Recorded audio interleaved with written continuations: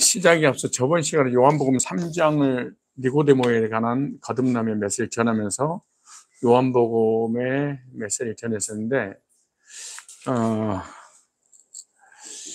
오늘은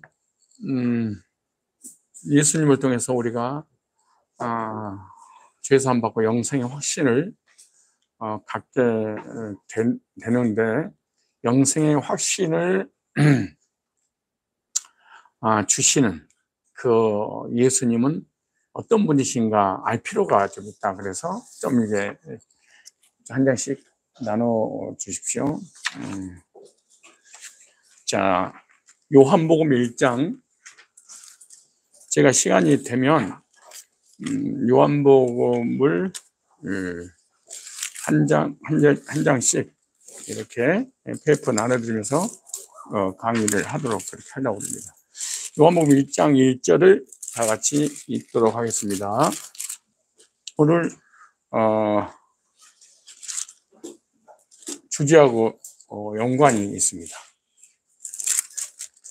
요한복음 1장 1절 말씀 보니까 태초에 말씀이 계시니라. 이 말씀이 하나님과 함께 계셨으니 이 말씀은 곧 하나님이시라. 그가 태초 하나님과 함께 계셨고 만물이 그로 말미암아 지은 바 되었으니 지은 것이 하나도 그것 없이는 된 것이 없느니라. 요한복음 1장 1절에 보면은 예수님의 영적 족보에 대해서 나옵니다. 예수님의 족보는 하나님의 족보입니다. 그래서 이 족보를 통해서 예수님이 누구신지 알게 하는데 목적이 있어요. 그래서 공관복음에는, 공관복음이란 말은 마태, 마가, 누가복음 이 세 가지 책을 공관복음이라고 그러는데, 공관복음에는 예수님의 인간적인 족보가 기록되어 있습니다. 그런데 요한복음에서는 신적 족보가 기록이 되었어요. 그래서 예수님은 하나님과 함께 계신 분이며 하나님이셨다 이렇게 말씀하세요. 그래서 하나님은 창조주고 예수님은 구세주고 성령님은 또 서열이 있는 게 아니에요. 성부, 성자, 성령 삼위일체 인격을 가지고 계신 동일한 하나님이세요. 그래서 하나님과 함께 계신 분이며 하나님이셨는데 하나님이신 예수님을 요한은 어떻게 표현했는가 이렇게 세 가지로 오늘 먼저 말씀드리면, 태초에, 그 다음에 하나님과 함께 계셨고 곧 하나님이시라. 태초란 말은 아르케라는 단어인데요, 여기 태초와 창세기 1장 1절의 태초는 한국의 번역의 태초는 똑같은 단어여도 의미가 180도로 달라요. 전혀 다른 태초예요. 요한복음 1장 1절의 태초는 창세기 1장 1절 전의 태초를 얘기하는 거예요. 그러니까 요한복음 1장 1절의 태초에, 이거 말은 창세전의 영원 전에 스스로 계신 그 하나님께서 창세기 1장 1절을 창조하신 거예요. 그러니까 시간과 공간을 초월하신 전능하신 영원하신 영존하신 자존하신 창조주 하나님께서 이 우주 모든 만물을 창조하셨다. 창세기 1장 1절에 그게요. 그래서 요한복음 1장 1절의 태초는 보이지 않는 하나님에 대해서 말씀하시고 계시고, 창세기 1장 1절의 태초는 물리적인 보이는 세상을 보이지 않는 하나님께서 창조하신 거예요. 그러니까 요한복음 1장 1절이 없이는 창세기 1장은 무의미한 거죠. 아무 의미가 없는 거예요. 그래서 요한복음 1장 1절의 태초에 계신 하나님이 창세기 1장 1절 태초에 천지를 창조하셨다 이렇게 말해요.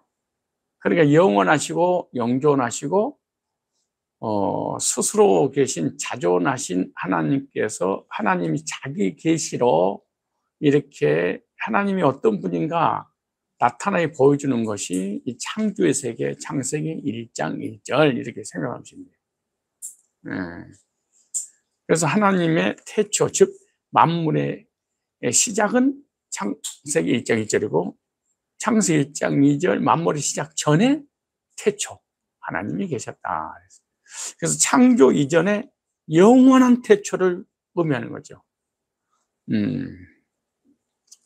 그래서 예수님은 태초에 계신 말씀이시다. 태초에 계신 말씀. 우리가 말씀으로 거듭나야 되는 이유가 예수님을 믿으면은 말씀으로 거듭나야 구원을 받아요. 그 말씀이 없이 거듭나는 것은 사실은 믿음 자체가 아닌 거예요. 예를 들어서 보이는 것이나 듣는 것이나 느끼는 것이나 체험적 신앙은 믿음 자체가 아니고 그건 샤머니즘적인 어떤 꿈이나 환상이나 어떤 음성을 통해서 체험하는 것은 기독교의 성경적 믿음이 아니에요. 왜냐하면 예수님은 태초에 계신 말씀, 태초에 말씀이 계시니라. 이 말씀이 그러죠. 태초의 말씀이. 그래서 예수님의 족보의 시작은 영원 전 태초입니다. 피조물이 아니에요. 창조주세요. 그리고 시간을, 공간을 초월하시는 하나님이라는 것을 나타내고 있는 것이 요한복음 1장 1절에 사도 요한이 예수님을 신적 족보, 영적 족보, 예수님은 누구시냐? 영원전에 스스로 계시는 하나님이 창세기 1장 1절을 창조하셨다. 이렇게 말하는 거죠. 그래서 예수님은 태초부터 계신 하나님이십니다. 그래서 예수님의 그 족보에는요, 출생의 때를 알리는 겁니다. 출생의 때. 예. 이 족보는 예수님이 하나님으로서 때를 알고 있는 거예요. 예.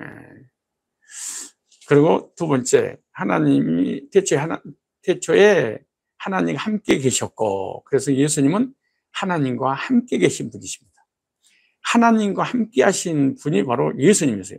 그래서 하나님과의 관계를 가지신 분이라는 것을 지금 사도 요한은 말씀을 들고 우리에게 알려주고 있는 거죠. 그래서 예수님은 하나님의 가문에 계신 분이에요.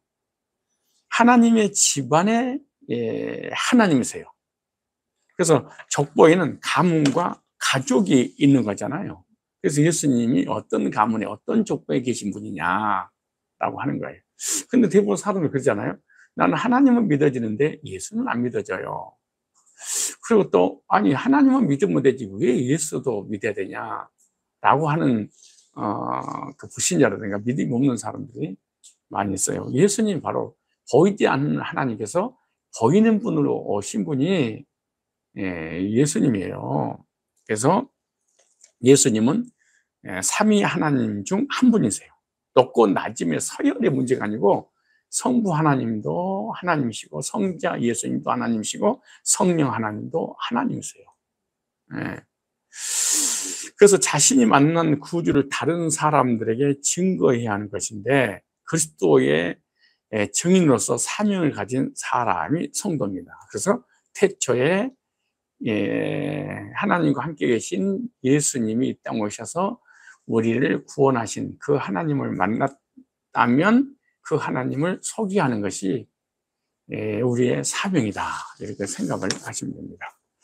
세 번째, 태초에 하나님이 태초에 말씀이 계시니라 이 말씀이 하나님과 함께 계셨고 이 말씀이 곧 하나님이시라 그랬어요. 이 말씀이 하나님이시라. 예수님은 곧 하나님이신데 본문의 설명은 예수님을 하나님으로 소개하는 데 목적이 있어요. 근데 마태, 마가, 누가복음은 예수님을 사람으로 소개하는 데 목적이 있어요. 그래서 하나님께서 사람이 되셨다. 요한복음 1장 14절에.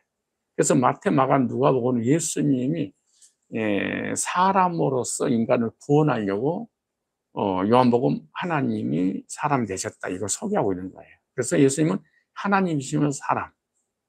안전하신 하나님, 완전하신 인간.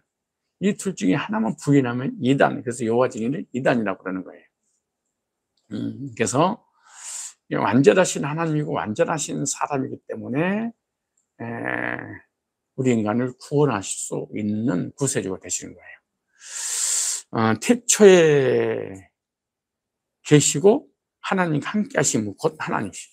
그래서 구원자는 사람이면 안 돼요. 하나님이어야 됩니다. 하나님 외에는 사실은 구원자가 될 수 없어요. 어떻게 예수 믿으면 구원받냐? 예수가 하나님이기 때문에 그런 거예요. 예수가 창조주기 때문에 그런 거예요. 예수가 전능자이기 때문에 그런 거예요.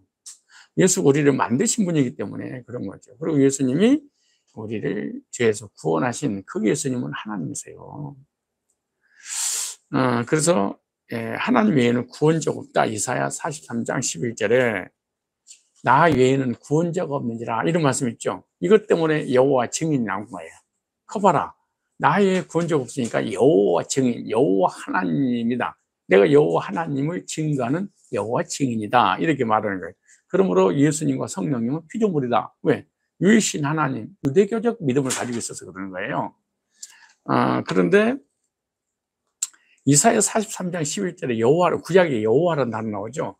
그 여호와는 스스로 계신 자존하신 하나님인데 그 하나님이 우리 인간하고 언약을 맺을 때 여호와 그랬어요. 여호와. 근데 여호와는 어떤 말씀이냐? 구원자라는 구원자. 자기 백성을 저의 죄에서 구원할 자. 그러니까 구약의 여호와가 신약의 예수 같은 의미예요. 같은 뜻이에요. 그래서 구약의 여호와라는 단어가 성부 하나님을 얘기하는 것이 아니고 우리 인간에게 보여주신 구원자 예수님을 얘기하는 거예요. 그래서 구약에 여호와라고 이름이 나오면 예수님이시구나. 그래서 천하 인간에게 구원을 다른 이름을 주는 적이 없다. 이 말은 구약에도 예수 믿어야 구원받는다. 그 예수를 하나님으로 믿어야만 구원자가 될 수 있어서 그런 거예요. 그래서 예수님이 직접 말씀하시는 나 외에는 구원자가 없느니라 그 말이에요. 그래서 그러니까 이제 구약 사람들은 어떻게 구원받았어? 이렇게 질문들이 쇄도해요. 하다못해 목회자들도. 그래서 구약에는 양심 시대, 양심이 하나님 앞에 흠도 점도 없이 가책을 받지 않아야 된다. 그런 사람 구약에는 양심 시대니까 구원받았다 그렇게 말을 해요. 그런 교리가 있어. 왜? 예수가 없기 때문에 구약에. 없기 때문이 아니고 없다고 생각을 한 거야. 왜? 예수님을 못 찾아내서 그러는 거예요. 그러다가 이제 율법을 하나님 주셨어. 모세에. 그러니까 구약에는 또 율법 시대 때는 율법을 지켜서 구원받았다 그렇게 말하는 거예요. 그 양심 시대, 율법 시대. 예수님은 이 땅에 오셨을 때 이제 성자 시대, 예수를 믿어야 된다. 말세에는 또 성령 시대, 방언을 받아야 돼, 구원받는다. 또 이렇게 어떤 사람은 또 요한계시록 시대, 계시를 받아서 계시록을 깨달아야 돼, 구원받는다. 신천지. 그러니까 나름대로 다 이렇게 장난을 쳤는데 구약에도 예수, 신약에도 예수, 앞으로도 예수예요. 아시겠죠? 그래서 예수님을 구원자로 믿는 믿음이 있어야 됩니다. 구원자로 믿는 믿음이 뭐냐? 예수님은 하나님이고 사람이고 하나님이고 사람이기 때문에 십자가 피 흘려 주신 그분은 언제도 자범죄도 없으신 유일하신 구원자인데 구원자 되신 그 예수님은 영생하신 분이고 생명 자체고 그래서 생명이신 영생의 주체가 된 그 주님을 믿으면 그래서 영생을 얻는 거예요. 그래서 예수 믿으면 죄산 받고 영생을 얻는다. 왜? 영생의 주인이 예수님이시니까. 한번 다른 성경을 찾아볼까요? 우리 이런 말씀은 반복해서 들을 필요가 있어요. 빌립보서 2장을 한번 찾아보세요. 예수님은 도대체 사도 요한만 예수님을 하나님으로 소개한 게 아니에요. 성경 66권이 다 예수님을 하나님으로 소개하고 있는 거예요. 자, 빌립보서 2장을 찾으시면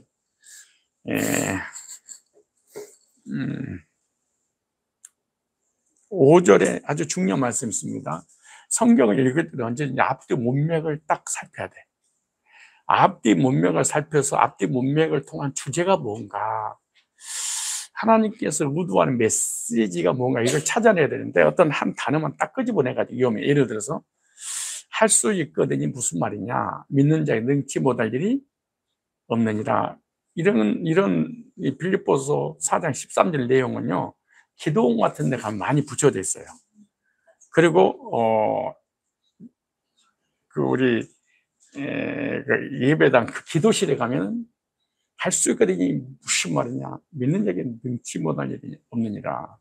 믿는 자에게 능치 못할 일이 많아요. 얼마나만 10개 중에 9개를 못해요. 뭐 그거 잘 속은 거예요. 속은 거예요. 왜냐, 그 본문 한 절만 딱 읽어서 그래요.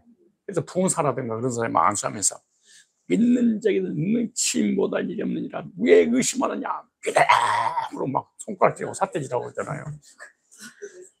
막 얼마나 혼내는지 몰라, 그 말씀을 가지고. 여러분들 새신자여서 잘 모르겠지만, 그게 나도 믿지만 못하는 게 너무 많아. 교통사고도 내가 못 이기고요, 물에 빠져도 못 올라오고요, 그냥 꼬르락이야. 사고 나면 죽어버리고, 기차가 그냥 탁 나에게 막 달려오는데, 예수 이름으로 멈춰라. 난 100% 믿습니다. 안 멈춰. 안 멈춰. 코로나야 제발 걸리지 않게 해주실 줄 믿습니다. 믿습니다. 아무리 악센트를 넣어도 코로나 걸렸어. 그렇게 눈치면 내가 좀 키가 좀 더 크고 싶은데, 키가 키워줄 줄로 믿습니다. 그래도 항상 저지에서 쭈그러들어. 살이 빠질 줄 믿습니다. 더 쪄 있어. 나는 주님 오시는 그날까지 목사로서 성도들에게 아름다운 모습 보여야 되니까 절대로 김이 죽은 게부터 주름살 생기지 않을 줄로 믿습니다. 그래, 믿습니다 강조할 때마다 줄을 더 늘어. 얼마나 진짜 우리가 웃어서 그렇지. 그래서 기독교인들이, 특별히 대한민국 사람들이 맹신주의에 빠져버린 거야. 너무 무지해서 오는 거고, 무지한 백성들을 더 개, 돼지로 만들어버린 정치꾼들처럼 부흥사들이 우리를 그래서 옥하는 목사님, 합동주의 목사님이 병신도를 깨우리로다 이런 책을 썼어. 그러지만 병신도가 아니라 평신도야. 병신도 쓰지 말라고. 기가 막히게 되지. 믿습니다. 막 계속 뭘 믿느냐 묻지 마세요. 믿습니다. 그래서 내 영혼이 잘 돼가지 네가 범사가 잘 되고 강건하기를 강구하더라. 복. 복 달라고 작업복이 와버려. 이게 참 웃기는 거예요. 사기치는 거예요. 근데 은혜는 돼. 역사는 안 일어나도 흥분은 돼. 능력은 안 나타나도. 똑똑한 목회자를 당한 거야. 그렇게 하면 안 돼. 항상 앞뒤 문맥을 연결해서 봐야 돼. 할 수 있거든요. 무슨 말, 이걸 갖다가 악센트 넣는다고 능력이 나타나는 게 아니야. 이 말을 할 때마다 사람이 시거든요. 무슨 말이냐. 막 이렇게 눈까지 뒤집어져 사는데 그런다고 능력이 나타나는 게 아니고, 이런 삶의 막 역사로 나타나는 얘기 아니야. 앞뒤 문맥은 나는 어떤 형편에서든지 자족할 줄을 배웠나니. 내가 부자도 돼보고, 가난해도 보고, 아파도 보고, 건강해도 보고, 있어도 보고, 없어도 보고, 마저도 보고, 온갖 핍박과 환난과 시련과 고난과 역경, 막 기가 막힌 이 웅덩이 속에 있었다.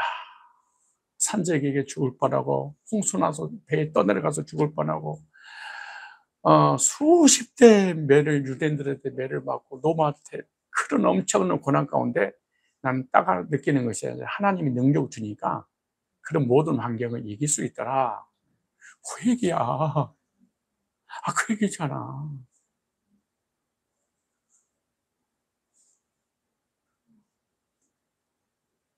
실망했어요? 아니, 얼굴 보니까 참 실망 얼굴이야.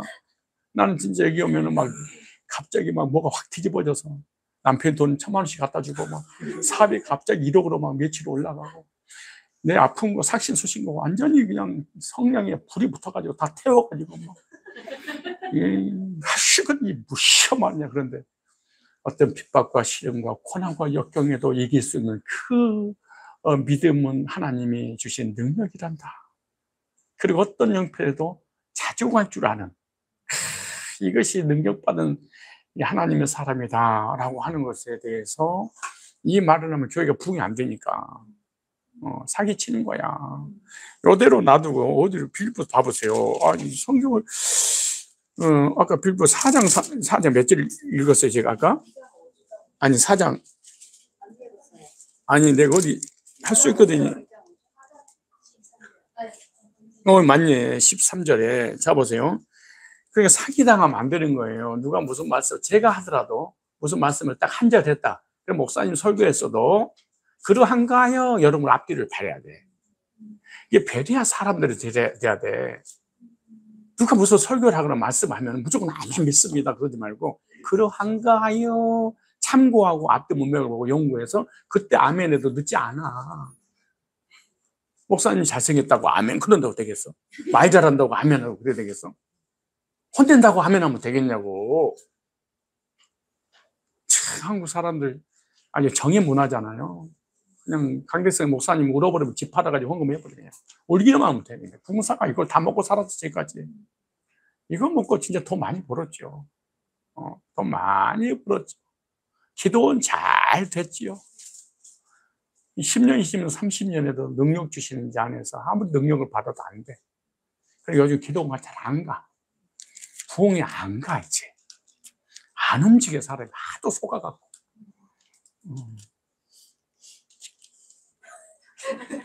안 가.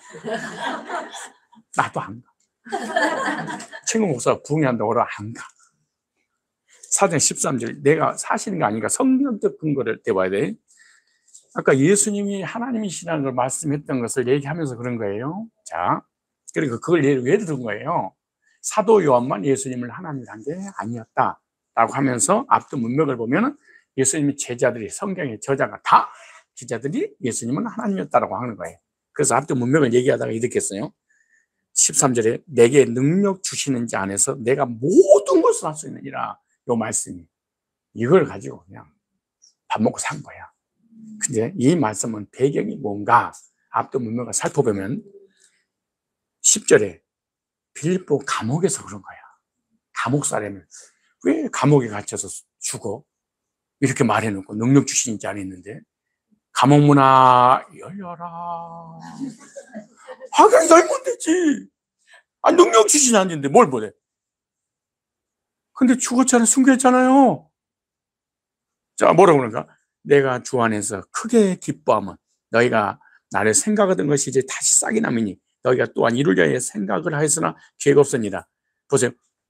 아니, 내가 궁핍함으로 말하는 것이 아니라 어떠한 형편이든지 내가 자족하기를 배우나니. 감옥에서도 자족한대. 죽음 앞에서 자족한대. 지금 먹을 거, 입을 거, 마실 거, 성경금이 없어. 그랬는데 내가 자족한다. 이렇게 말해. 자, 근데 뭐라고 써요? 내가 피천에 취할 줄도 알고, 거지처럼 먹고 있고 마실 것이 없고 성교비가 없어서 걸어다니고 굶주린 정도 있었단다. 그게 이제 주의주 그러잖아요. 풍부에 어디서 누가 성경으로 또 몇백만 원, 몇천만 원 주는 바람에 또 갑자기 막 풍부하게 됐어. 먹고 있고 마시고 성경은 지장이 없어. 풍부에 처할 줄도 알아. 그래서 모든 일에 배부르며 배고픔과 풍부와 궁핍에도 일제의 비결을 배우노라. 자족이네. 여러분 사업이 잘 돼도 안 돼도 핍박받아도 얘들이 속색에도 문제가 안 풀려도 기도응답이 안 돼도 복음이 잘 돼도 영혼이 막 구원받아 막 천명 이천명씩 교회가 부흥돼. 근데 그때는 한 명도 안 와. 그러니까 속색에 또 다니 또 쑥 나가버려. 이런 거래 지금. 뭔 얘기야? 무슨 예수님 도깨비 망망이야? 예수 믿으면 아무 문제 안 일어나? 아프지도 않아? 사고도 안 나? 그런 게 어디 있어? 그런 게 어디 있어? 이런 걸 들으면서 그 생각을 해야 돼. 구원받은 하나님 백성들에게도 이 땅에 살아가는 날 동안에 여러 가지 시련, 환난, 고난, 역경이 올 수 있겠구나. 그런 난 지금도 마찬가지 이런 고백을 해요. 이게 하나님이 아셔.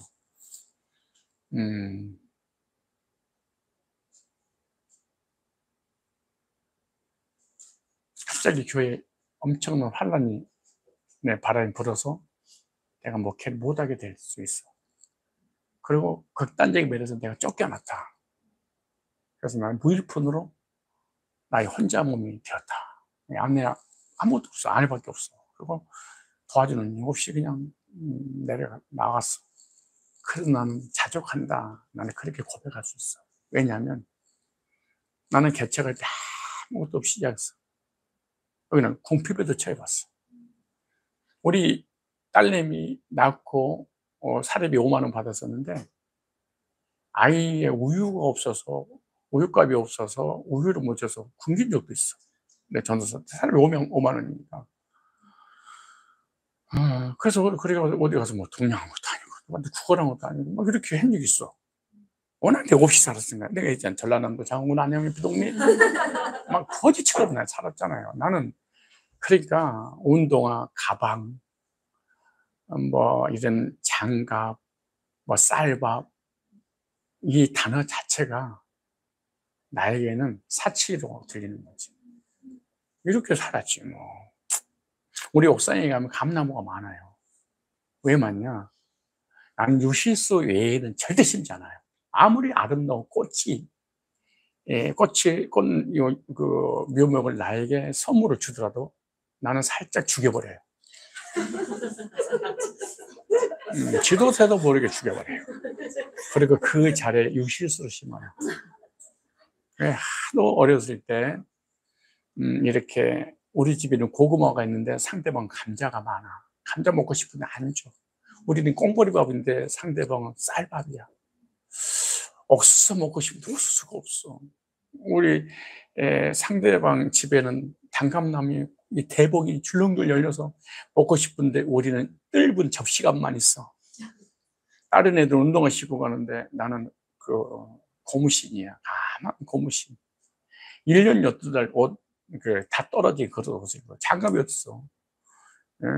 뭐 그렇게 거대했어요. 그렇게 살은 적이 그렇게 살아왔어요. 그렇게 하다가 이제 교회가 이렇게 붕대고 제네시스를 타고 다니잖아요. 그리고 60평에서 살잖아, 이제. 금년 이사 와가지고. 그러니까 63년 만에 호사를 이렇게 누리는 거잖아. 그래. 목사님이 어떻게 60평에 사나요? 살고 있어, 그래도. 어떻게 쟤네들이 타는 차를 제네시스를 탔습니까? 타요, 그냥 다. 근데 집착은 하지 않아요. 거기다 매이지는 않아요. 아무리 이런 것이 부유가 내 입에서 이거에 대해서 막 누리고 그러지 않아요. 누리지 않는 말은 집착해서 이거 없이 못 산다. 그렇게는 살지 않아요. 그 돈은 없어졌어. 우리 아내한테 얘기는 했어. 성산 주식회사에서 30년 동안 얘들 다 학교 잘 보내고 시집장가 다 보내고 이 성산 주식회사 이렇게 잘 먹고 육신적으로 행복하게 해줬다. 근데 지금 없어진대. 어때서 그래? 그 돈 누린 거 감사하면 되지. 나 이랬어. 아내한테. 이게 그 얘기를 하는 거야. 나 궁핍에 취한 줄 알고 풍부에 취한 줄 알고 온갖 매를 다 맞은 적도 있고 감옥에 들어갔어. 내가 기뻐한다. 그러니까 이렇게 할 수 있는 것이 능력받아서 그런다. 그 능력 중에 가장 능력은요, 귀신 쫓아내는 게 아니야. 병든 사람 고치는 능력이 아니야. 그 능력이 아니야. 어떤 형편에서도 자족할 줄 아는 것이 진짜 능력. 이것을 믿음, 그래. 내가 부유할 때는 하나님이 계시고, 내가 망할 때는 하나님이 돌아가시고, 내가 기도응답이 잘 될 때는 내가 구원받은 사람이고, 그리고 기도응답이 안 되고 죄를 짓고 무너질 때는 하나님 자녀가 아니고 구원이 취소되고, 그런 게 어떻게 있겠어요. 여러분의 환경은 어떠세요? 갑자기 요한복음 하다가 어떤 형편이세요?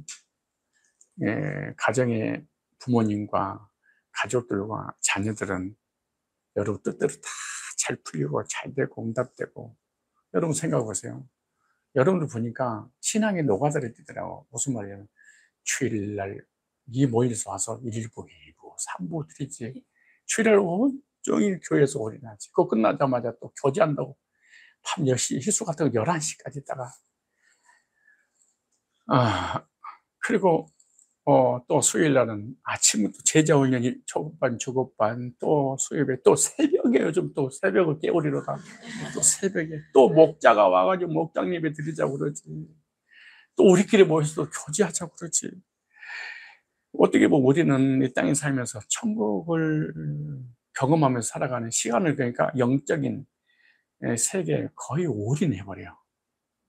그러니까 하나님 때문에, 하나님을 위하여 나의 모든 삶의 의미가 하나님이기 때문에 이렇게 살았어. 그럼 하나님 나한테 해주는 게 좀 있어야 될 거 아니야? 그잖아. 좀 해줘야지. 내가 뭐 돈 버는 시간에, 핸드폰 파는 시간에 아버지 오늘도 뭐라고 말씀하십니까? 아니 무슨 소리야. 돈을 벌어야지, 돈을. 근데 그 돈 버는 시간을 완전히 뭐 가서 내가 또 이 시간을 하루를 여기서 와서 할애를 했어, 영적인 부분에. 그랬더니 직원이 뭐 핸드폰을 2배로 팔아주고도 아니고, 그날 막 업체들이 막 와가지고 갑자기 참 지방에서 여기서만 또 사겠다고 하면서 막 오는 것도 아니고, 가서 봤더니 도리어 마이너스가 되고,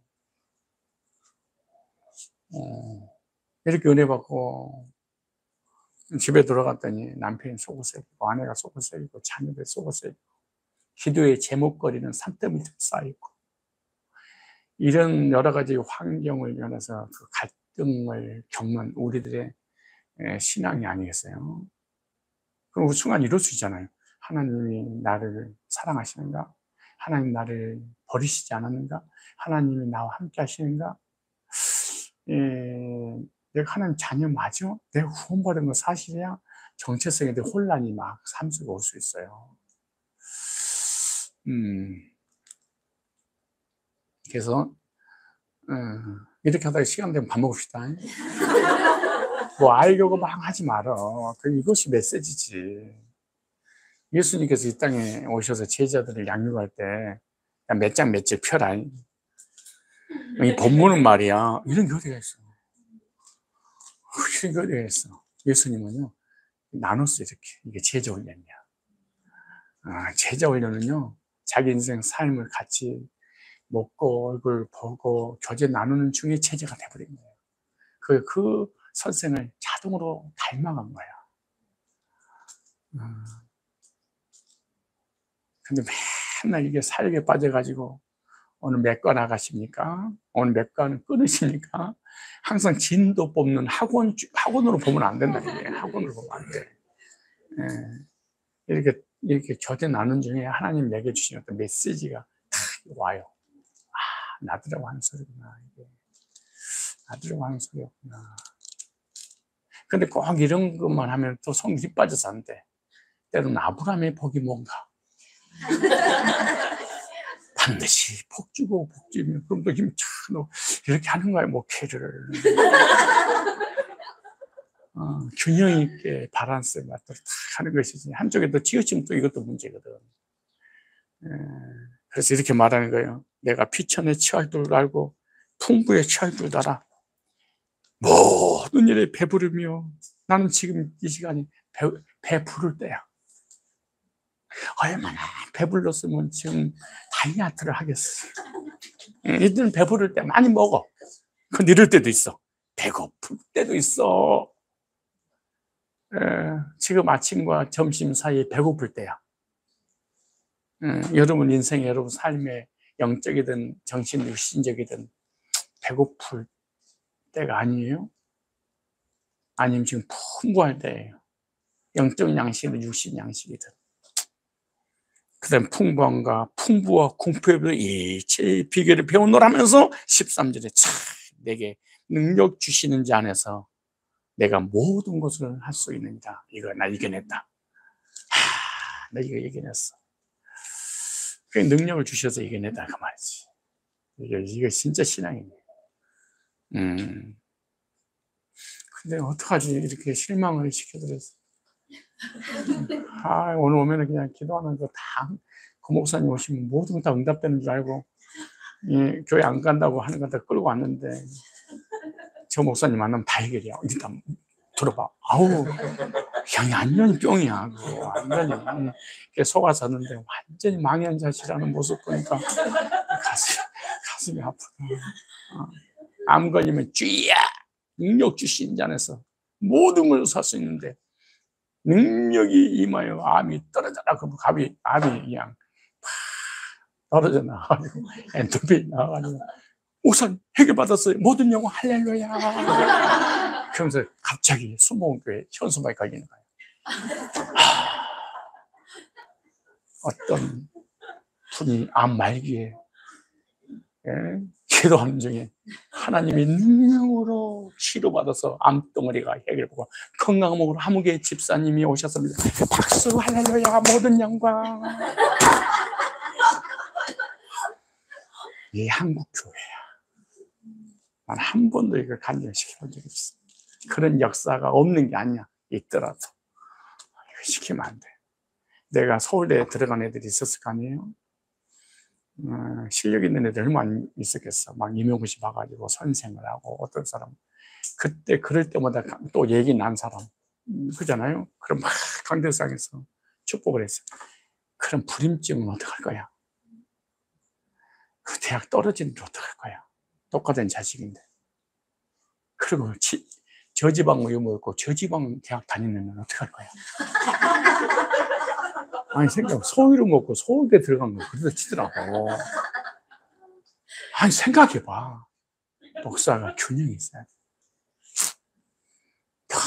뭐 있는 사람, 가진 사람, 배운 사람, 성공한 사람, 의사만, 변호사, 검사, 판검 이거 띄워주는 게 아니야. 그러면 안 돼. 어떤 사람이 목사님 기도해서 병을 고쳤어. 근데 어떤 사람 기도했더니 안 나. 죽어버렸어. 어떡할 건데? 그럼 고친 사람은 구원받고 못 고친 사람은 지옥 간 거야?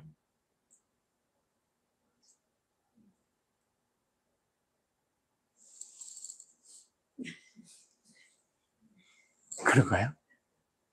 전문 용어로 그런 거야? 진짜 교인들이 불쌍하게 돼버렸어. 사실은 목회자는 신적 존재로 우상하잖아. 목사한테 건드리면 저주받아. 미디안과 아론이 하나님 종 모세한테 덤벼들었다가 문둥이가 돼버렸어. 주의 종 건드리면 문둥이 돼.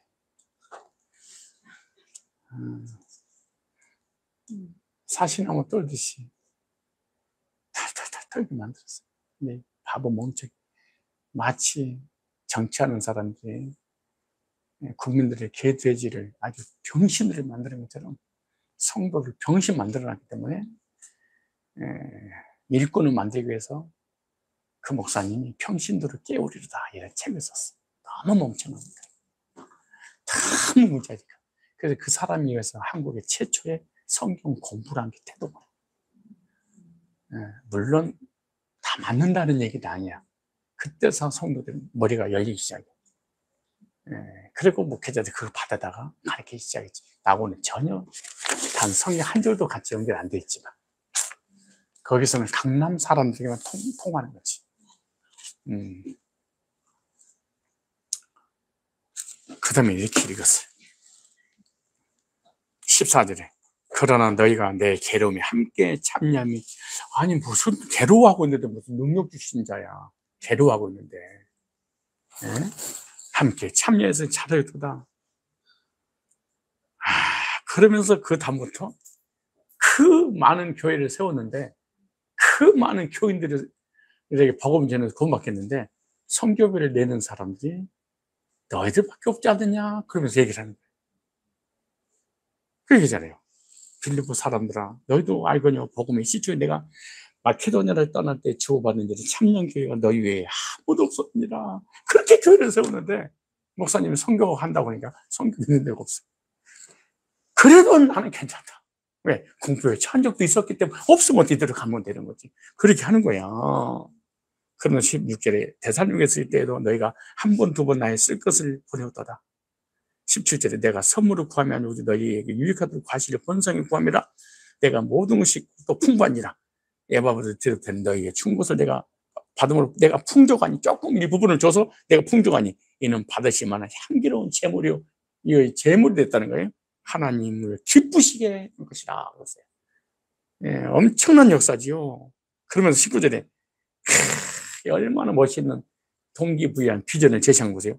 나의 하나님이 그리스도 예수 안에서 영광 가운데 그 풍성한 대로 너희 모든이라는 단어가 일부분을,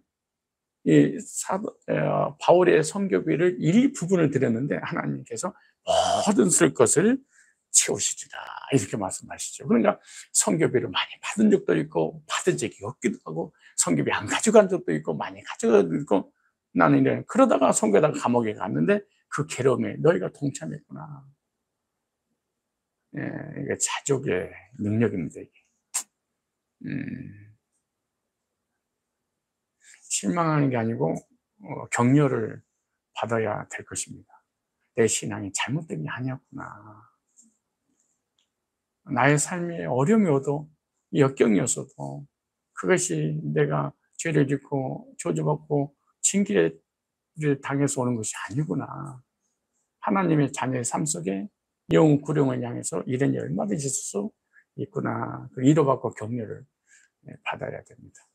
하나님 백성들도 우울증 걸릴 수 있고, 하나님 백성들도 사고 날 수도 있고, 하나님 백성들도 아플 수도 있고, 다 그런 거지 뭐.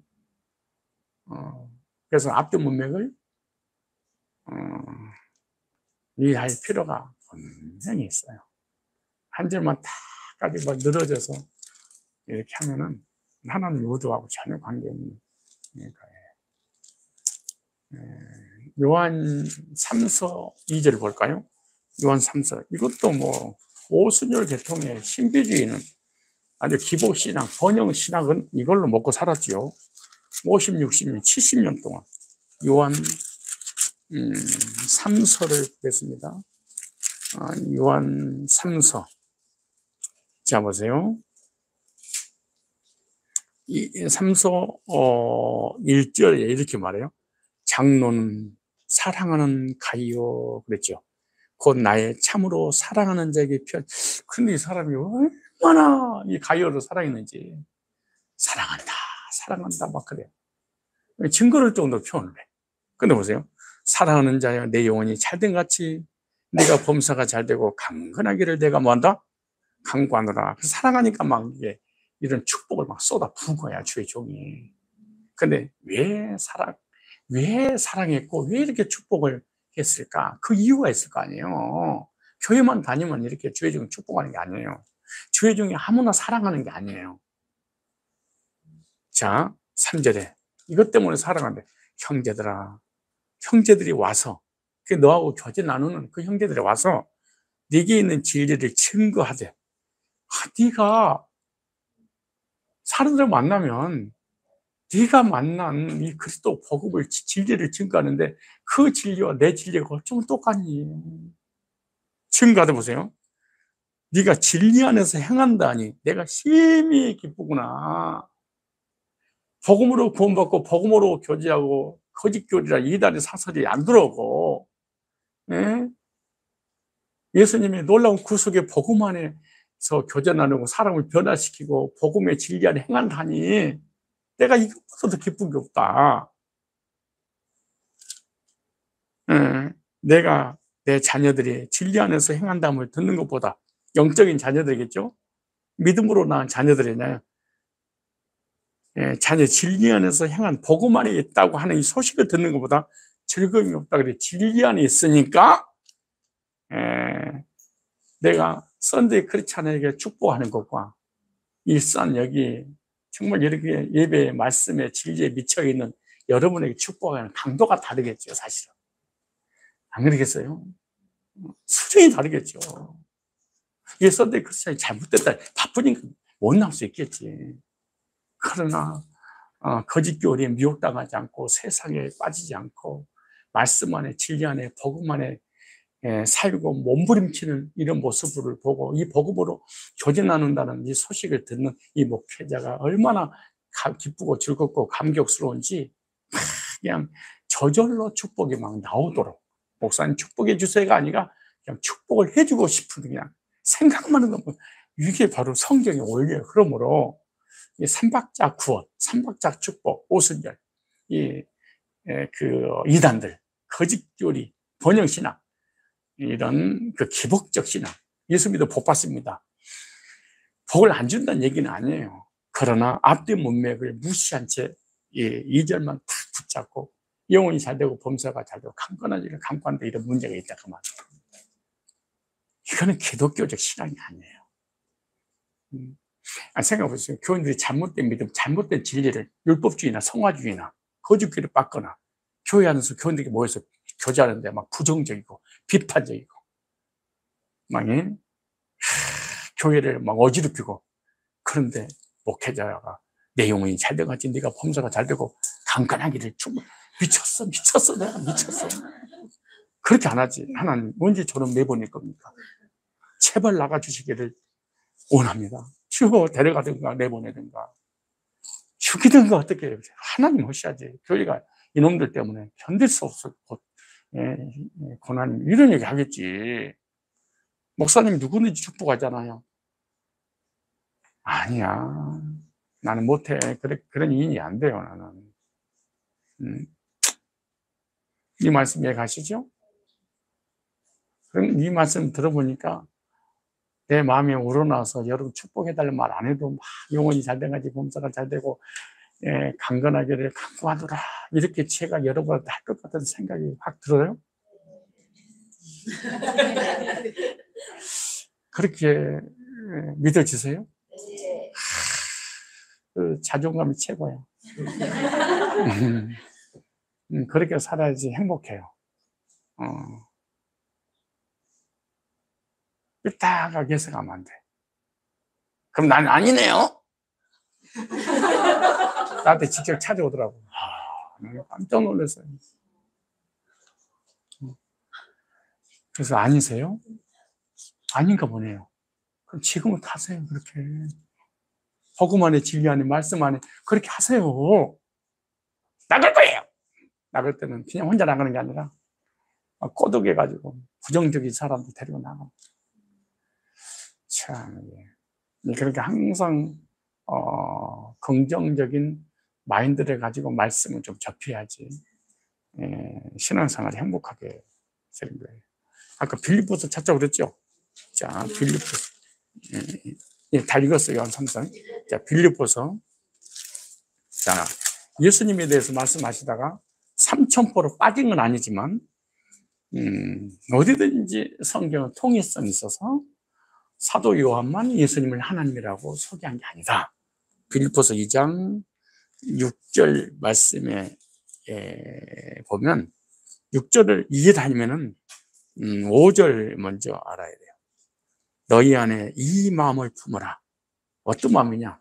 그리스도 예수의 마음이니. 그러니까 그리스도인들은 예수의 마음을 품고 2장 1절로 4절을 해라 그 말이죠. 1절로 4절이 안 되는 것은 왜 안 되냐? 5절이 안 돼 있기 때문에 안 되는 것이다. 근데 그리스도의 마음만 품으면 어떻게 되느냐? 2장 1절로 4절이 가능하다. 그럼 2장 1절이 뭐냐? 그러므로 그리스도 안에 무슨 권면이나 사랑이, 무슨 이루나 성령이, 무슨 교제나 궁유나 자비가 있거든. 마음을 같이하여 같은 사랑을 가지고 뜻을 합하여 한 마음을 품어. 그러니까 성삼교회 모든 성도들아, 믿음도 성령도 복음 하나됨을 힘써 지켜라. 그러니까 공동체 연합을 의미하는 거잖아요. 연합하지 못하게 희생해야지. 희생하지 못하게 내가 손해봐야지. 손해보려고 내 자존심 내려놔야지. 그러겠죠? 내 위치 내려놔야지. 내 직분 다 내려놔야지. 그럼 이렇게 말하는 거예요. 아무 일에든지 다투면 허용을 하지 말고 오직 겸손한 마음으로 각각 자기보다 남을 낫게 여기고. 겸손하라는 얘기잖아요. 이 주제가 겸손이잖아. 겸손한 사람만이 1절로 3절. 근데 이 사람들이 지금 겸손하지 못한다는 얘기잖아. 교만하다는 얘기잖아. 교만하다는 말은 자기 형제 자매를 우습게 여겼다 그 말이에요. 그렇다면 그리스도의 마음을 품지 않았다. 그럼 그리스도의 마음은 어떤 마음이냐 하면서 이렇게 말해요. 4절부터 각각 자기를 돌아보더라. 그 네 신앙, 네 삶 먼저 하고, 그 다음에 또한 각각 다른 사람들의 일을 돌아보아 나의 기쁨을 충만케 하라. 공동체 안에서 헌신하고 희생정신을 가져야 되지 않겠냐. 교회에서 뭔가 청소한다. 내가 누군데 청소를 해. 설거지한다. 내가 누군데 설거지해. 내가 장로야. 근데 나한테 청소를 시키고 설거지를 해. 내가 장시간 놀아서 힘들어 지금은. 내가 집사인데 집에서 사느라고 어떻게 교회까지 이래야 돼. 다 그 얘기야. 내가 목사예요.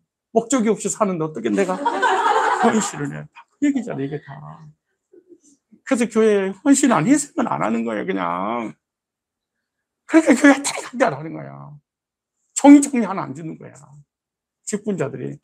그러니까 너희들이 교만하구나. 희생정신이 없구나. 너희들의 마음은 겸손이 없구나. 그러면서 저희들은 권면하는 거야.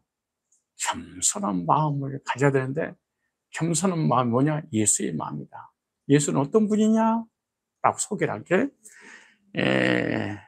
그리스도 예수의 마음이, 그는, 예수님은 근본 하나님의 본체시라. 전능하신 창조주, 창세기 1장 1절을 창조하신, 요한복음 2장 1절에 영원전에 계신 창조주가 피조물을 섬기려고 이 땅에 오셨다. 그게 무슨 말이에요? 하나님이 이런 분이세요. 내 집에 똥개를 기르는데 똥개가 아파서 죽어가. 똥개를 얼마나 사랑했는지 똥개를 살리려고 내 아들을 삶아서 그 국물을 내서 똥개를 먹여서 그 똥개가 살아났어. 가능한 일이에요? 근데 우리는 성경에 똥개보다 더 못한다고 해요. 만물보다 거짓되고 심히 부패한 것이 이게 사람의 마음이야. 이걸 누가 하냐? 인간의 속은 썩어 문을 찌꺼기 이런 마음이래. 우리 인간이 속이 이렇대. 그러니까 하나님을 떠나 죄성을 가지고 있는 인간 이런다는 게 드러나지 않을 뿐만 아니지 환경만 딱 조성되면 우리 인간께서 싹 드러나게 돼 있어. 드러나게 돼. 예를 들어서 우리 어렸을 때 시골에서 설거지를 하면은 그 설거지 물을 바로 저기 개천에다가 버리지 않고 논에다가 버리기 위해서 한꺼번에 모아놔요. 거름으로 쓰고 그래가지고. 그러면은 그 부엌에서 엄마가 설거지 다 하고 나면 찌꺼기가 있을 거 아니에요. 그거다가 그 어떤 독에다가 그 통에다가 계속 부어 보름을 한다. 계속 부어. 그럼 그것이 차곡차곡 쌓여. 근데 저녁에 해가지고 새벽 정도 되면 다 밑에 깔아앉아. 근데 위에 있는 물을 보면은 저녁에 보면 먹을물처럼 깨끗해. 그래서 잠자다가 먹을 말라니까 그걸 벌컥 마셔. 그러니까 엄마가 있다가 야 이놈아 그 꾸중물이야. 그 더러워요. 그거 못 먹어요. 그래. 아, 그 깨끗해요. 그랬더니 막대기를 가지고 한번 짖더라고. 그랬더니 거기에 콩나물 대가리, 생선 대가리, 쥐 빠져가지고 텅텅 부른 것이 기어 올라오고, 막 구더기가 끼어있는 거 속에 막, 아버지가 술 먹고 오바이트 한 것이 그 속에 다 들어가 있고, 그게 나와. 평상시에 우리는 인격적이고, 이성적이고, 요즘 막 괜찮은 사람이 쫙 보여요. 그렇잖아요. 얼마나 멋있어, 다들. 근데 한번 화가 났다 그러면 그 속에는 꾸중물이 쥐야 시기질투, 미움, 분쟁, 분열, 악이 막 이게 막 얼음도 녹여버리고 녹였던 물을 갖다가 막 얼음을 만들어버리고 막 낮에도 그냥 눈이 오게 만들고 막 소리를 내리게 만들고 막 갑자기 눈이 돌아가지고 언제 그렇게 부부가 사랑을 나누냐 해서 180도로 눈까지 찍어. 어젯밤에도 여보 사랑해 당신밖에 없어. I love you, you love me. 망이다니. 마야니, 마야니, 날 보고 줬겠다. 그 30년, 40년의 인생사, 딱 한 번 잘못하면 찍어! 앞뒤, 뒤 돌아볼 것도 없어. 그게 인간이에요. 이런 마음이 있다는 것을 사람이 어떻게 알리요? 누가 이걸 할까?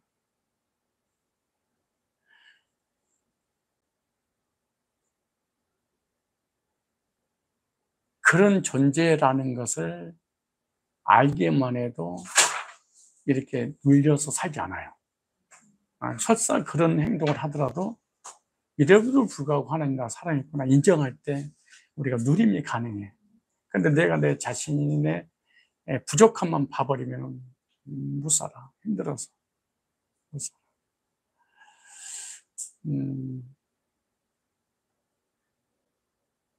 나의 인생에, 나의 삶에 그 행동했던 모든 잘못된 불신앙적인 것들 이걸 갖다가 만약에 이걸 이렇지 않고 완벽하게 하나님 종으로 흠도 좀도 없이 강단에 서야 된다고 하면은 목회 못해요. 그 모습 그대로 너 사랑해.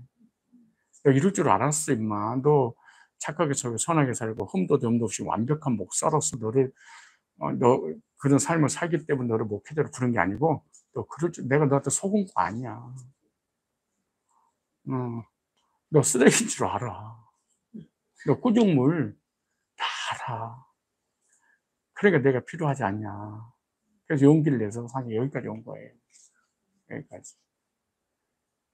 근데 그 만물보다 거짓된 그 쓰레기 같은 쓰레기보다 더 벌레만도 못한 그 인간을 위해서 하나님께서 아들 예수님 땅에 보내셨어. 그리고 죄인을 구원하려고 하나님의 아들 예수님을 삶아버렸어. 그럼 하나님이 인간으로 왔다면 내가 가장 싫어하는 벌레로 왔다면 얼마나 낮아지고 얼마나 겸손한 거예요. 얼마나 더 겸손해. 근데 이런 겸손이 우리 인간에게 없다는 거예요. 다 군림하려고 하는 것이지. 왜 정치가 썩고 경제가 썩어버리지 아세요? 군림 때문에 그런 거예요. 나 아니면 안 돼. 성산교회 나 아니어도 잘 돼요. 나 아니어도. 누가 해도 잘 돼요. 여기 볼래요? 그는 근본 하나님의 본체시나 하나님과 동등됨을 취할 것으로 여기지 않냐고. 이걸 반대로 해석해 볼래요? 동등되신 분인데. 아까 창세기 1장 1절에 대체 하나님이 대체 말씀이 계십니다. 이 말씀이 하나님과 함께 계셨으니 이 말씀이 곧 하나님이시라. 하나님이세요. 창조주세요. 영원하신 분, 흠도 점도 없으신 분이에요. 근데 어떻게 했어요? 동등됨을 동등된데 동취할 것이 여기지 아니고 오히려 자기를 비워 종이 형체를 가져 사람들과 같이 되었고 사람들을 구원하니까 사람이 됐어. 내가 우리 옥상에서 키우는 닭을 구원하려니까 닭이 돼서 닭의 모습으로 나타나니까 닭이 따르더라고. 이놈들이 옥상에서 날아가지고 막 돌아다니는 거야. 근데 내가 아무리 쫓아가서 죽이는 줄 알고 막 더 도망가. 그런 때 가만히 생각해 봤어. 어떻게 하면 저 닭을 다시, 그러니까 짐작한 닭을 돌아오게 할까? 나는 무서워하고 죽을 줄 두려워하니까. 그래서 닭들을 옆에다 갖다 놨어. 그러니까 닭을 보고 닭이 무슨 오더라고. 그래서 잡았잖아. 암탉이 날아가가지고 안 나와. 근데 수탉이, 수탉의 희생정신 나 깜짝 놀랐어요?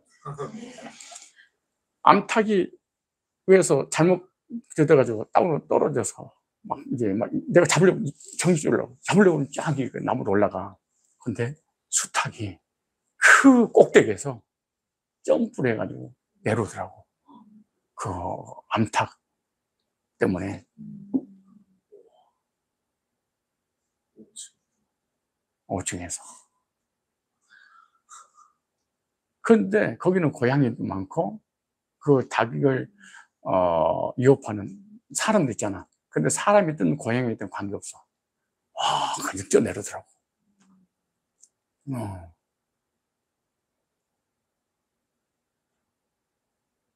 그래서 그 닭 옆에 있으니까 닭이 오더라고. 그래서 두 마리 다 잡은 적이 있었는데, 우리 영이신 하나님께서 우리 인간을 구원하니까 우리 인간의 모습으로, 인간의 언어로 오셔야지 그분이 누군지 알고 구원을 받을 거 아니에요. 그 얘기하는 거예요. 오히려 자기를 비워 좋은 형체를 가져 사람들과 같이 되고, 여기 이렇게 말해요. 6절에 다시 보면 그는 근본 하나님의 본체시나 하나님과 동등됨을 취하고 여기지 않냐고 그러죠. 이걸 갖다가 번역 성경에 보면은 하나님 됨을 잠시 보류하시고 이렇게 됐어요. 원래 하나님이 되시는데 잠깐 동안 내가 우리 인간을 구원할 때까지만 잠깐 하나님 됨을 딜레이 시키셨다, 그렇게 말해. 그래서 하나님이 사람으로 오실 때 하나님 됨을 그 다음에 사람 모형으로 자기를 낮추시고 죽기까지 복종하셨으니 그 십자가에 죽으십니다. 하나님의 자존심을, 하나님의 인격을, 하나님의 주권을, 하나님 자리를 다 죄인을 구원하려고 내려놨어. 이름으로 하나님 그를 지극히 높여 하늘 모든 이름에 뛰어난 이름을 주사 하늘에 있는 자들과 땅에 있는 자들과 땅 아래 있는 자들 모든 무릎을 예수 이름으로 꿇게 하시고 모든 이름으로 예수 그리스도를 주라 신하의 하나님 아버지께 영광을 돌리게 하십니다. 그렇게 말씀하잖아요. 그래서 이걸 여기에 핵심이 뭐냐? 예수님은 하나님이시다. 하나님이 사람의 모습으로 올 정도로 낮아지는 겸손을 보여주셨듯이 보여주셨던 것처럼 너희들도 신앙생활 할 때 겸손해야 되지 않겠냐. 이렇게 겸손하면 공동체가 하나가 될 거야. 이렇게 말씀을 하고 계시는 거예요. 독불장군 하지 마라. 잘난 체 하지 마라. 권위의식, 우월감, 얼권행위, 이런 지배하려고 하는, 군림하려고 하는, 이거는 세상 사람이 하는 짓이다 라고 딱 하는 거죠. 그래서 예수님은 누구예요? 하나님이세요. 하나님. 요한복음 1장 1절에 사도 요한도 그리고 사도 바울도 예수님은 하나님이시다. 로마서 9장 5절에도 한번 읽어보실래요? 로마서 9장 5절에도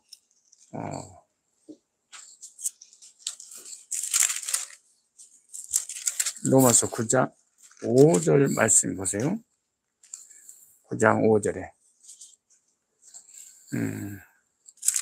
시작.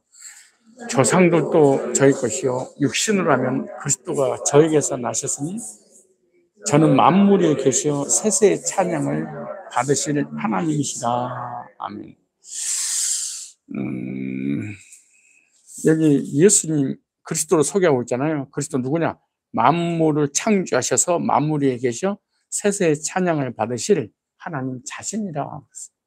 예수님이 하나님 자신이세요. 성자 하나님. 요한일서 5장을 봐보실래요? 요한일서 5장을 보면 사도 요한이 요한일서 5장에 이렇게 말씀하고 있어요. 20절에 요한일서 5장 20절에 또 아는 것은 하나님의 아들에 이르러 우리에게 지각을 주사 우리로 참된 자를 알게 하신 것과 또한 우리가 참된 자 곧 그의 아들 예수 그리스도 안에 있는 것이니 그는 참 하나님이요 영생이니라. 예수님이 누구예요? 하나님이세요. 영원히 사시는 영생, 생명의 주체가 되신 분이에요. 그래서 우리가 예수 믿으면 예수 생명이 우리 안에 오기 때문에 영원히 산다는 말이 그래서 그런 거예요. 이게 서론이 너무 길어서 미안한데, 그래서 요한일서 5장 오늘 10절로 13절에 당신은 영생의 증거가 있는가? 에 관한 내용이 말이에요. 오늘 책을 볼까 이제? 책은 하다가 말 거예요. 자, 요한일서 5장 보십시오. 요한일서 5장 10절 말씀이에요. 하나님의 아들을 믿는 자는, 이거 누구를 믿어요? 어떤 아들이냐?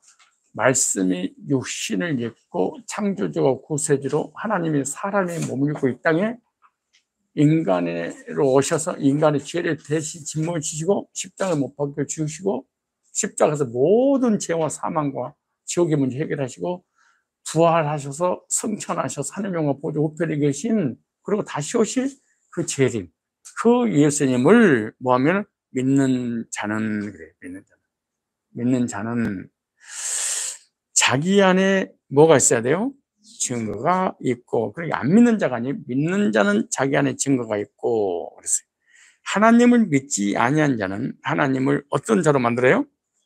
그러니까 예수를 믿는다 하면서 영생의 확신이 없이 믿으면 하나님을 향해서 이렇게 고백을 하는 거예요.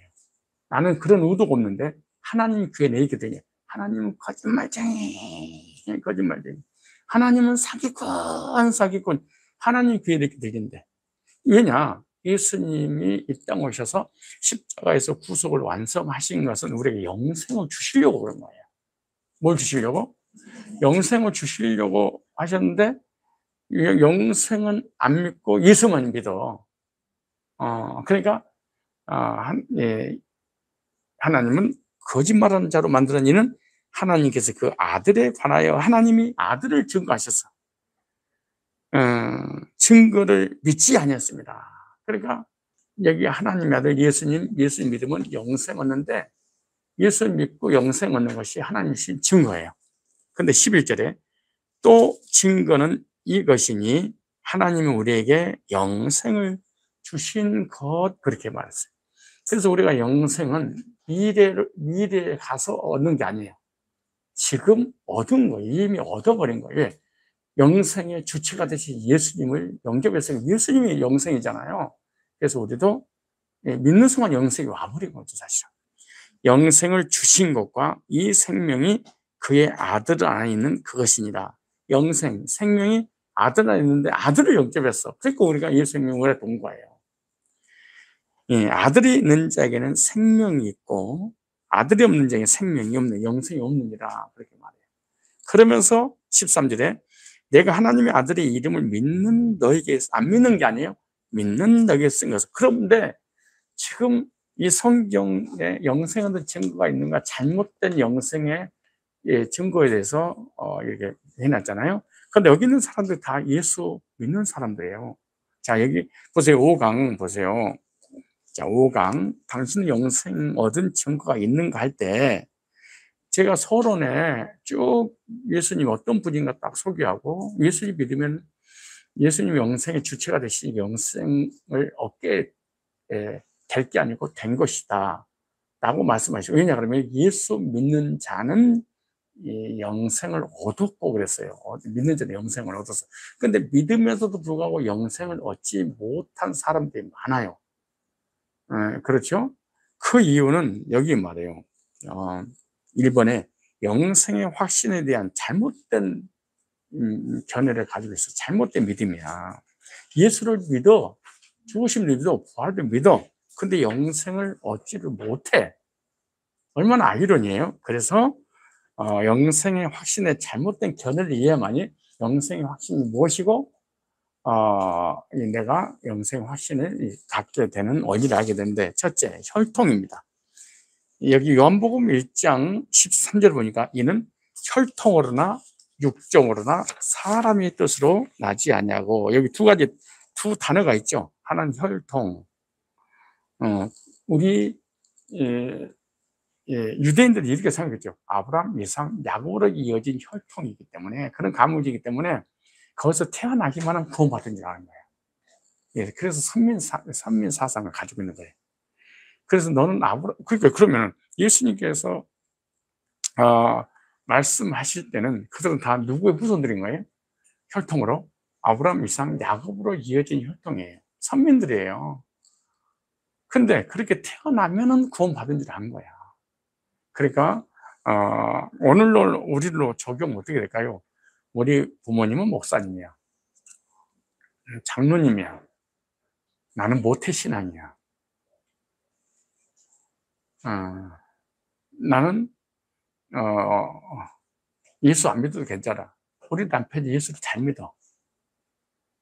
그래서 아내 천국 갈 때 발목 붙잡고 따라갈 거야. 막 이런 에피소드 같은 게 얼마나 많아요. 근데 보세요. 그 다음에 육정으로라. 육정, 우리 간의 노력으로, 율법을 지켜서 우리 간의 행위로, 혈통 육적으로, 그 다음에 사람의 뜻으로, 인간의 힘으로는 안 되는구나. 인간의 노력으로 안 되는구나. 땅의 것으로는 절대로 구원받을 수 없구나. 그래서 이렇게 말해요. 오직 하나님께로서 난 자, 하나님께로부터 다시 태어나야 된다. 물과 성령으로 거듭나야 돼. 그리고 우리 인간은 이 땅에서 태어나고 이 땅에 태어난 사람을 통해서는 구원자가 될 수 없어. 구원받을 수 없어. 그래서 하늘나라 가려면 하늘나라 시민권자가 돼야 되는데, 하늘나라 가려면 하늘나라 비자가 나와야지 갈 수 있잖아요. 그래서 하나님께서 주신 비자를 가지고 하나님 나라에 들어간다는 내용이 하나님 그 난 자들이다. 그래서 이걸 복음으로 난 자, 말씀으로 난 자, 하나님 그 난 자, 하늘로부터 난 자. 그래서 두 번 우리 인간이 태어나야 되는 거예요. 한 번은 육신으로 태어나야 돼. 엄마 뱃속에서. 그래서 육으로 난 것은 육이요. 그런 거죠. 영으로 난 것은 영이니, 이거는 성령. 속 사람이 다시 한 번 태어나야 되는 거예요. 근데 이 바리새인이라든가 니고데모는 육신적인 것만 있는 줄 알고 영은 속 사람에 대해서 모르는 거예요. 그래서 예수님이 알려줬어. 육으로 한 건 육이고 영으로 한 건 성령이, 이렇게. 자, 그런데 그 당시의 사람들은 부모의 신앙이나 가문, 혈통으로 구원받은 줄 안 거예요. 예수를 믿어도.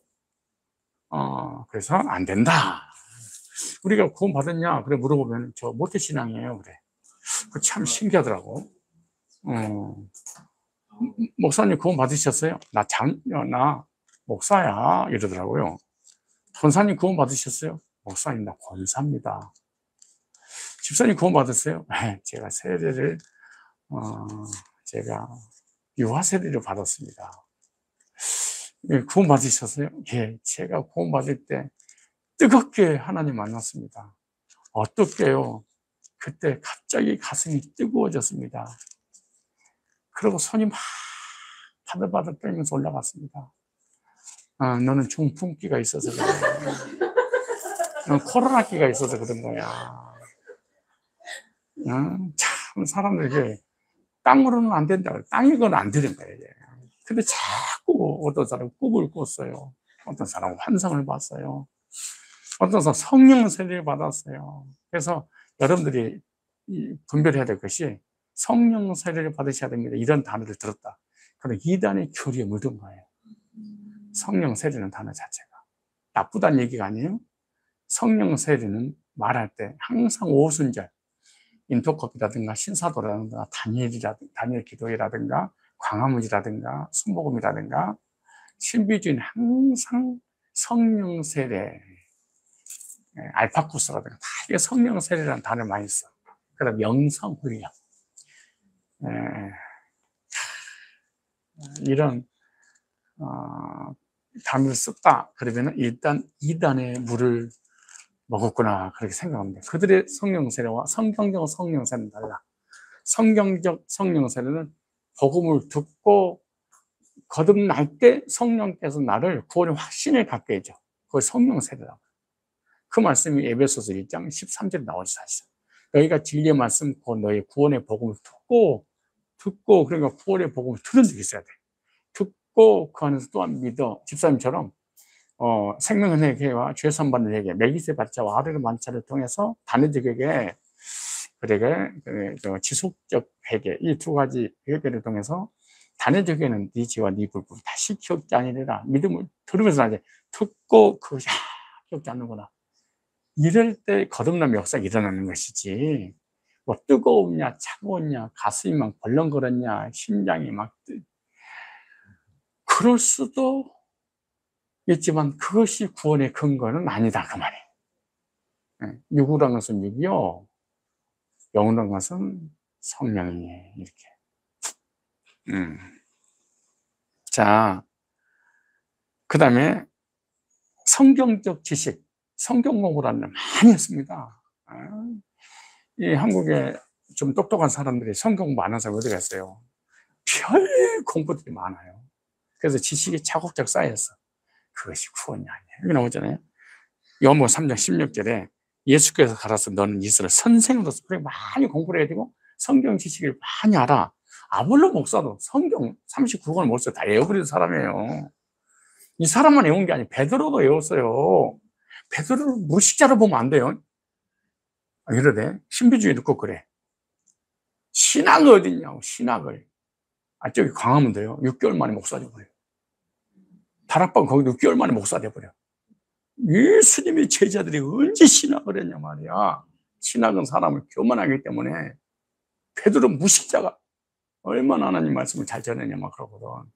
그래서 이런 논리가 성립이 되는 거거든. 베드로는 무식했다. 고로 목사는 무식해야 된다. 이런 게 어디가 있어. 근데 베드로는요, 무식자가 아니에요. 세례 요한의 제자야. 그래, 얼마나 많은 것을 알겠어. 그래서 사도행 2장이면 이거 없이 구약을 다 외워서 해버리잖아, 설교를. 아니, 베드로가 몇 페이지 펴시다 그러고 그러겠어요? 성령이 말하게 하심을 따라가 막 쏟아져 부어버렸지. 쏟아져 부어버린 성령의 역사가 언제 나타날 줄 아세요? 그 사람 속에 아는 게 너무 많았던 거예요, 구약을. 그래서 구약 알고, 그러니까 그 구약 아는 걸 갖다가 거듭날 때 그걸 갖다가 은사로 역사가 일어나게 되는 것이지. 근데 성령이 안 오셔서 이론적인 거 많이 아는 것은 그거는 지식적. 그래서 지식은 사람을 교만하게 만들어. 성경적 지식이 많아도 교만하죠. 그러면 여러분들 진도를 뽑는데 목적을 하시면 안 돼. 어떤 한 말씀이 나한테 가슴이 확 부닥치는 하나님과의 만남을 갖는 그런 성경 공부를 사실 해야 돼. 그리고 구원받은 사람에게 제자 훈련을 시켜야지 커, 성장해. 근데 구원 안 받았는데 제자 훈련 시켜, 교만해져. 성장하지 않아. 그리고 나중에 자기를 가르치는 선생한테 덤벼버려.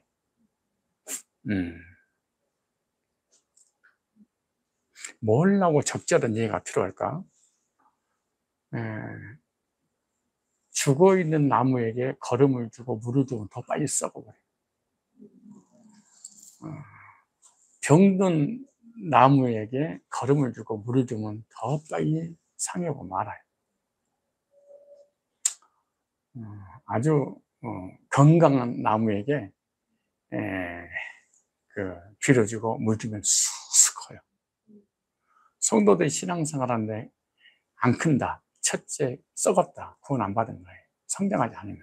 신앙이 성장하지 않으면, 구원받지 않아서 그런 거예요. 근데 구원은 받은 것 같은데 성장하지 않는 사람이 있어. 성장하지 않으면 맨날 고유망이야. 이 사람은 병 걸려서 그래. 이런 사람은 시험을 잘 들어. 썩어서 그래. 병 걸려서 그래. 썩은 것과 병 걸린 것과. 근데 거듭나서 영적으로 건강한 사람은 절대로 면역력이 강하기 때문에 병이 안 걸려. 누가 허튼 소리하고 예를 들어 한련이 오고 나를 비방해도 거기에 걸려 넘어가지 않아. 쑥쑥 성장해. 근데 성장하지 않는 병이 걸린 사람은 사람 눈치 보고 끝나고 신앙생활해. 이 사람이 뭐랄까, 저 사람이 뭐랄까. 사람들의 말에 관심이 많아. 그 사람의 말에 의해서 자기 인생과 자기 신앙이 좌지우지하는 거지. 성장하지 않아서. 배구장이라도 좋다. 튼튼하게만 잘하다. 그게 목회자가 가장 힘든 게 뭐냐? 직분자가 성장하지 않을 때. 그런데 새신자가 성장하지 않아도 괜찮아. 예를 들어서 우리 집에 가면 자녀들 있잖아. 어린아이 3살, 4살짜리가 안 커. 근데 부모님이 걱정하지 않아. 왜? 혼자만 클 거니까. 그잖아요? 근데 나이는 20살에 먹었는데 안 커버려. 얼마나 걱정하겠어. 헌신투성이지. 아이가 20살에 됐는데 엄마 졌죠? 엄마 나 아이스크림 사줘. 엄마 깎아 먹고 싶어. 얼마나 진짜 힘들겠어. 근데 3살짜리 그러면 어이구 내 새끼 알았어 그런데 20살이 그래봐. 30살이 40살이 장로가 되고 권사가 되고 집사가 되고 직분자가 되는데 목사님 나 삐졌다. 섭섭합니다.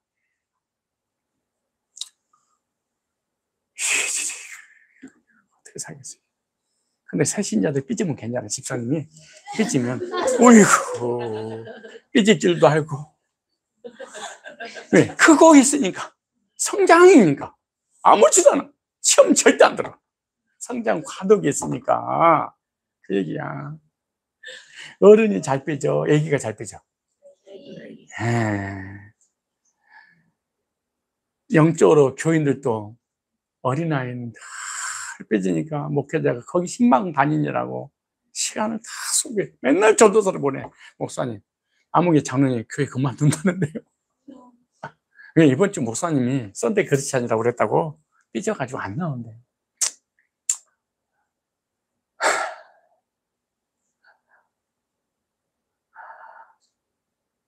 그럼 내가 온갖 아부를 떨어서 또 데리고 오고. 그러니까 성장하지 않았는데 장로, 권사, 안수집사, 간사, 직분 그래서 주면 안 돼. 그래서 직분을 주기 전에 훈련을 시켜라 이런 철학이야. 그러니까 장로 주기 전에, 간사 주기 전에, 권사 주기 전에 훈련을 시키고 직분을 줘야지 직분을 감당해. 근데 훈련이 안 됐는데 직분을 주면 직분을 감당을 못 해버려. 그래서 이게 큰 문제가 생기는 얘기. 그만큼 대가를 치러야 돼. 리더들이. 자, 그 다음 보세요. 세 번째, 교인. 신앙, 이 책을 오늘 이 공과를 다 한다고 절대 믿으면 안 됩니다. 이거 1번만 하고 식사할 거예요. 오늘 내가 너무 많은 분량을 했습니다. 자, 음식 빨리 이제 시키세요. 자, 교인. 신앙의 연조나 교회의 직분이나 예배 생활로 구원받지 못합니다. 특별히 장로교회는 교회만 다니면 구원받은 줄 알아. 교회만 다니면 예정이 된 줄 알아. 그렇잖아요. 구원의 복음을 듣고 믿어서 거듭나게 되는 것이지. 그래서 기성교 가면 구원 상담이라는 단어를 못 들어봤을 거야. 구원 상담. 뭐 내적 치유, 내적 상담 이런 거 많은데 구원으로 초청하는 상담은 없어. 나의 신분을 거듭나게 하는 이 메시지 전하는 데가 없어. 왜냐? 교회에 다니면 구원 받은 줄 알아버리는 거야. 자, 보세요. 그렇기 때문에 신앙의 연조나 교회 직분이나 예배생활을 구원받지 못하는데 요한복음 4장 20절에 수가성 물가 있는 여인 예수님께 직접 말씀하셨어. 우리 조상들이 이 산에서 예배하였는데 이 역사적인 시대적 상황을 저번 주에 제가 설교를 해가지고 이 말씀 이해가시죠? 그리시는 사람 얘기했죠. 북이스라엘과 남유다가 솔로몬 때 나눠졌다. 아들지 밑에 남유다 로보암 시대 때는 예루살렘 성전이 있어서 거기에서만 하나님께 예배를 드렸고 거기서만 받아줘. 그런데 남북이 갈라졌어. 북에는 성전이 없어. 그 남북이 갈라져 서로 적대국인데 그러니까 이스라엘 백성들이 하나님의 종이자 하나님 백성이니까 예배를 드려야 될 거 아니에요? 자꾸 예루살렘 성전에서 예배를 내려오니까 여로보암이 거기다가 성전을 세워놓고 그리심산에다가 세워놓고 여기가 하나님 계셔 우상 숭배를 한 거야. 가짜 하나님 만들어 놓고 여기다 예배 드려도 하나님은 우리 예배를 받아주고 못 내려가게 하려고 정치적인 목적을 가지고 유교를 한국에 들어왔죠. 제사법. 그잖아요. 정치적 목적을 가지고 불교가 한국에 자리를 이렇게 매김했잖아요. 정치적 목적으로 프로야구가 전두환 때 생겼잖아요. 그러니까 모든 종교는 정치하고 연결됐어요. 예, 외국 사람들이랑 일본 사람들이 한국을 먹으려고 해서 캐톨릭을 앞에다 앞세우고 쳐들어왔죠. 정교를 빙자해서 항상 정치 전쟁 속의 배경에는 종교를 가지고 정교에 올인하게 만들면서 편안하게 독재를 공산화를 이렇게 하려고 항상 뭔가 만들어는 거예요. 이와 같이 북이스라엘에다가 거리심산에다가 가짜 성전, 가짜 하나님을, 가짜 예수를 세워놓고 여기가 하나님이 계시고 여기서 예배드리면 여기서 구원받고 복받습니다 이렇게 한 거야. 그래서 이 사람은 예배를 드리면 어디 가서 예배 드렸더라도 구원을 받는 줄 알고 있는 거야. 그래서 이렇게 예수님을 직접 묻는 거야. 우리 조상들은 조상 대대로 거리심산에서 예배를 드렸는데 너희들 이상하네요. 예루살렘, 그러니까 이단이 정통이 돼버린 거야. 세월이 흘러서. 예, 이해가시죠? 우리들도 얼마든지 이단의 세력이 많아지고 정통이 세력이 적어지면 자동으로 그럴 수 있게 되는 거예요. 예를 들어서 조나단 에도드라든가 이런 세력이 너무 강력해지니까 믿음으로 의뢰로 구원받은 것이 가짜가 돼버리고 능동순종, 수동순종, 준비론, 행위로 구원받는 것이 부각돼 버리는 거야. 왜? 교서들이 진을 치고 있으니까. 그래서 피비린내 싸우도록 교리적 전쟁에서 민주화 운동하는 것처럼 이걸 하지 않으면 하나님이 하세요. 하나님이 종을 통해서 진리를 분별하라고 했는데 우리가 목회자들이 수수방관하고 있으면 우리 뺏기고 마는 거지.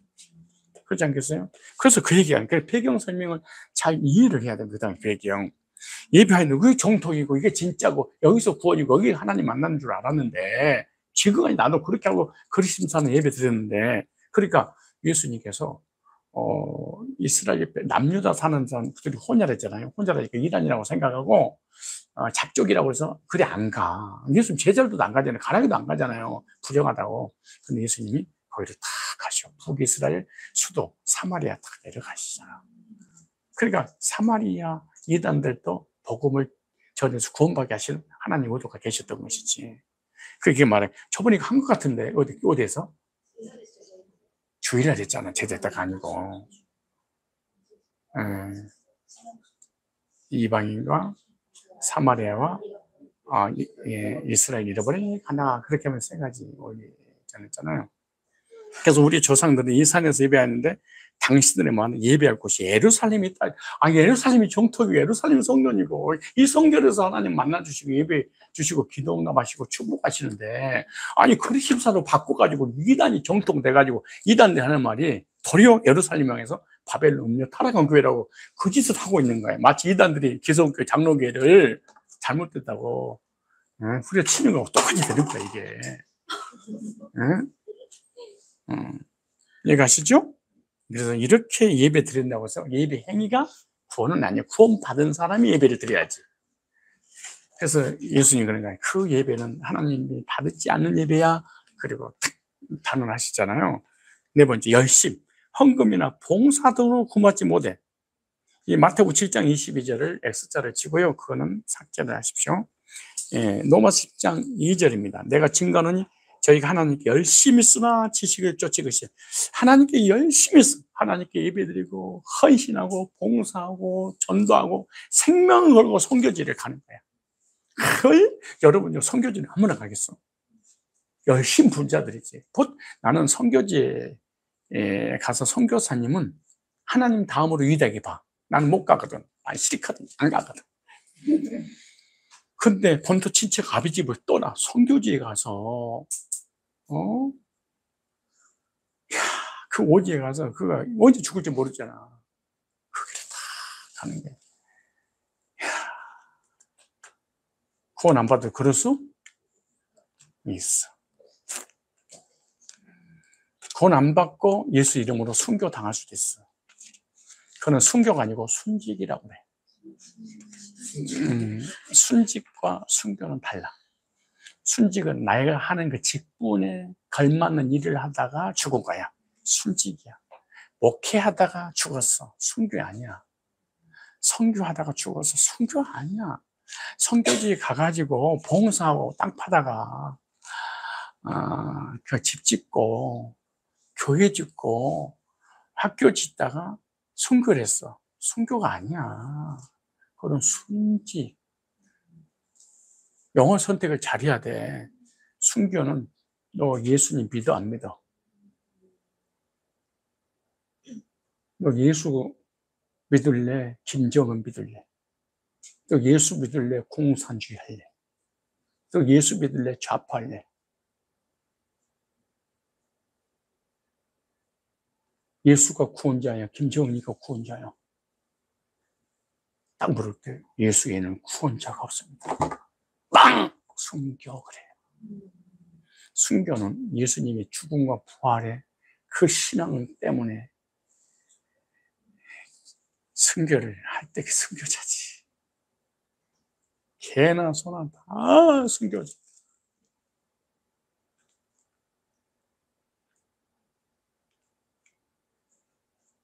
기독교 용어 이대로가 좋은가? 아마 책을 내고 싶을 정도야. 용어 선택이 너무 잘못되어버렸어. 이렇게 열심히 했어. 하나님 열심히 했어.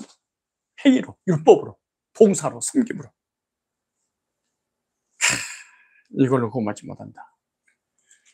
어떤 권사님이 새벽 기도를 20년을 하루도 안 뽑고 갔어. 그날 감기 걸려가지고 몸살 나서 못 갔어. 근데 목사님 신방을 갔어. 어떻게 새벽 기도 안 나왔어요? 목사님, 나 끝났어요. 끝장이에요. 그래, 뭐요? 나 구원받아 지옥 가요. 그래. 왜요? 공덕 다 무너졌어요. 무슨 말이에요? 구원받겠어. 한 번도 새벽 기도 안 받았는데 이번에 빠진 바람에 구원받게 됐습니다. 그러더니 참나. 열심으로 구원받는 게 아니에요. 선행, 도덕과 윤리와 선행으로 구원받을 수 없어. 왜냐? 이사 64절 6절에 대저 우리는 다 부정한 자 같아서 우리의 의는 도로 녹 같으며 우리의 애는 다 쇠피함 잎사귀 같으면 우리의 죄악이 바람같이 우리는 뭐라 우리는 다 부정하고 도로 옷을 입는 거예요. 우리가 포장한 거예요. 이 언제를 가지고 있는 이상 겉사람이 아무리 선행을 해도 언제 문제 해결받지 못하기 때문에 속사람이 거듭날 수가 없어요. 그래서 선행과 행위로 허물의 문제가 해결돼서 속사람이 구원, 속사람은 천국 가는 문제이기 때문에 천국 가는 문제는 천국으로부터 뭔가 메시지가 와서 구원받아 천국 가는데 땅의 것으로 안 되는 거예요. 여섯 번째, 종교. 사람이 죽음이 들어서 만드는 종교가 구원받을 수 없어. 이런 말 있잖아요. 어떤 철학자가 삶이 들어서 사회를 만들고 죽음이 들어서 종교를 만들었다. 그렇게 말씀하잖아요. 우리가 사회적 동물이기 때문에 사회 속에서 여러분, 여기 우울증 걸리고 막 자살하고 막 이런 이상한 짓 하면 안 돼요. 왜냐 그러면은, 사람 인자가, 두 사람이 서로 기대고 있잖아요. 근데 하나가 없으면 무너져 버려. 그래서 혼자 사는 것도 두 사람이 살아야 돼. 여러분, 세 사람이 그 겨울에 나는 길을 잃어버렸어. 길을 잃어버렸는데, 빨리 길을 찾기 위해서 그 추운데 한 사람이 빨리 막 앞으로 막 달려간 거야. 근데 뒤에 선 다리가 하나가 부러져가지고 걷지를 못해 삐끗해가지고 그러니까 한 사람이 업고 온 거야. 근데 한참 가다 보니까 앞에 간 사람이 죽어버린 거야. 얼어서. 그런데 이 두 사람은 목적지에 살아서 간 거야. 왜? 36.5도의 체온이 합쳐져서 그 온기 때문에 추위를 이길 거야. 사람은 사육 동물이야. 사람 인자는 두 사람이 기대면서 살라는 거야. 서로 의지하면서 살라는 거야. 근데 죽을 때까지 우리는 사람을 떠나서 살아갈 수 없어. 그죠? 그리고 죽을 때까지 사람과 만남을 가질 수밖에 없어. 그때 이해하고 간용하고 덮고 그냥 그러려니 하고 살아가야지. 혼자는 살 수 없는 거야. 그래서 이 사람하고 관계를 맺자고 혼자 살려니까 사람이 돌아버리는 일이 벌어져. 그래서 서로 부딪히면서 사는 것이 사회적 동물이 맞아, 이거. 근데 죽음이 들어서 내가 종교를 이거 만들고 불교, 유교, 뭐 캐톨릭, 마리아, 막 석가모 이걸 만들고 피는 것은 이건 구원이 아니야. 그래서 다른 이름으로서 구원 얻을 수 없나니 천하 인간의 구원 얻을 다른 이름을 주신 일이 없습니다. 종교로도 안 돼요. 그래서 영생의 확신에 대한 잘못된 견해를 이해를 해야지 되는 거예요. 여러분이 구원받기 전에 이거 하나에 뭐가 다 들어가 있어. 못 빠져나와요. 일곱 번째, 신비. 그냥 체험을 했단 말이에요. 환상, 방언, 은사, 음성, 능력, 병고침, 입신, 천국과 지옥 갔다 왔다고 이거 전부 다 구원에 이럴 수도 혹이거니와 이 환상을, 입신을 천국과 지옥을 갖다 놨다고 뻥을 치는 사람에 대해서 어떻게 예를 들까요? 그리고 한국 사람이 입신하면 외국 사람 한 명도 못 만나고 와, 또 해. 참, 얼마나 이러냐고, 진짜. 기가 막, 한국 사람들 유튜브 들어가 봐봐. 유럽 사람은 한 명도 없고, 북한 사람은 한 명도 없고요. 다 어디 사람이냐?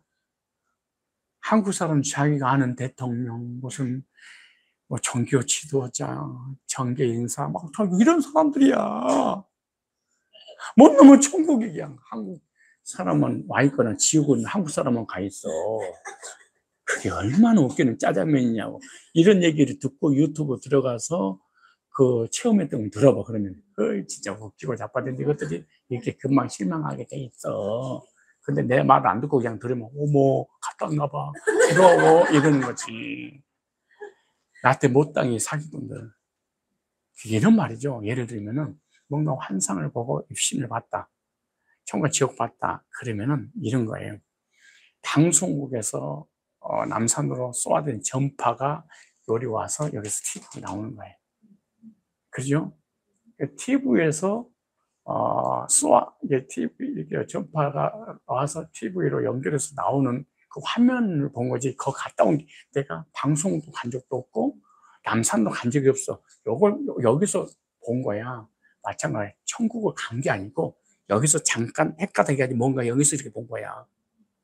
가서 본 게 아니야. 거짓말이야.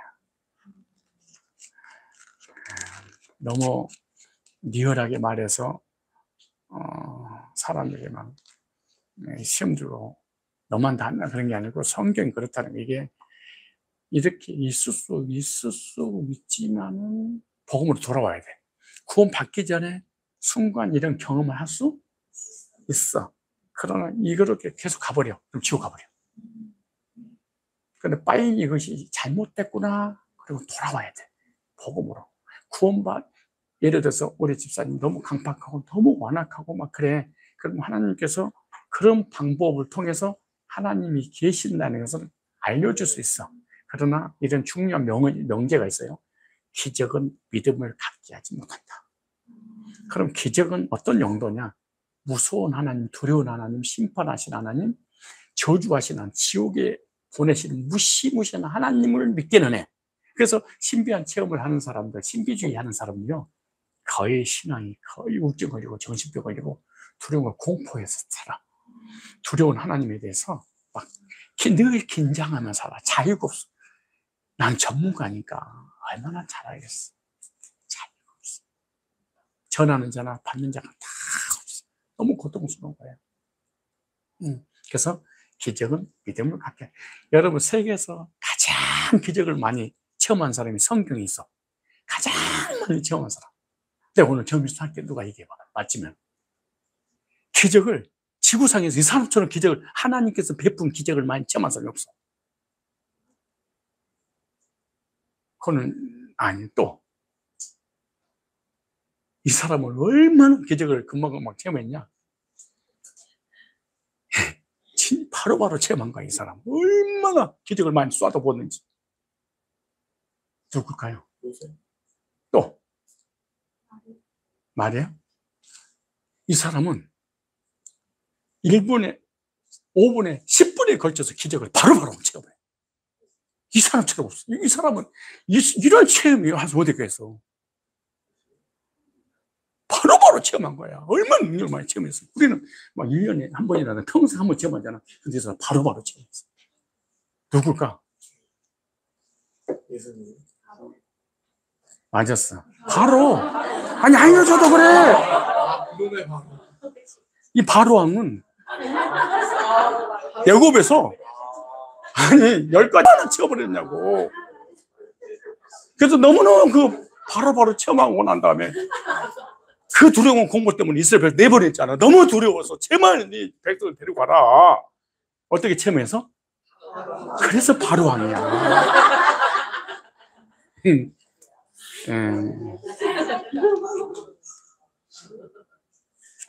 그래도 그렇게 강박했어. 그런 체험을 하면 할수록 막 강팍하고 강팍이 나중에는 또 이세벨 죽이려고 쫓아오잖아. 아, 기적은 두려움과 불안과 강팍하게 만들지 믿음을 갖게 하지 못한다. 이게 성경의 원리야. 추위는 옷을 벗기지 못해. 더 두툼하게 있게 만들지. 더위만 스스로 옷을 벗어. 은혜와 사랑을 전하면 사람이 옷을 벗는데 부드러워지게 되는데 강제성에서 감정이 나가니까 자꾸 상처가 돼서 더 강팍해지고 원수가 돼. 알았어? 화를 내, 내가. 근데 나도 모르게 그게 떠올라. 떠올라서, 아, 맞아. 그렇지. 그래서 내가 많이 또 성경적으로 또 그래야 되고, 또 위로해야 되고, 위로를 받지 못하니까 강팍해지는 거거든. 그래서 기적은 위로를 주는 게 아니야. 공격하는 것이지. 내가 살아있다. 내가 하나님이야. 난 절대자야. 어디서 까부로 새끼야. 이런 거거든. 그래서 두려워서 하나님을 믿을 수 있지만 인격적인 하나님을 믿을 수가 없어. 그래서 이단에 빠거나 신비주의에 빠거나 막 이런 능력을 체험했던 사람들 치고 정상적인 신앙을 하지 못해. 불안해서 두려워서 새벽기도 하고 불안해서 주일날 예배 드리고 예배 한번 안 드리면 두려운 하나님이 나 쳐버릴까 봐 무서워서 이런 게 너무 많은 거야. 너무 많아. 보세요. 이런 것은 절대로 고넬료도 온갖 은사를 다 체험했지만 구원받은 게 아니었다. 구원은 종교가 아니라 생명 자체이다. 자, 그 다음에 영생의 확신은 성경적 정의가 뭐냐? 다음 날에 기대하시라. 개봉 박두.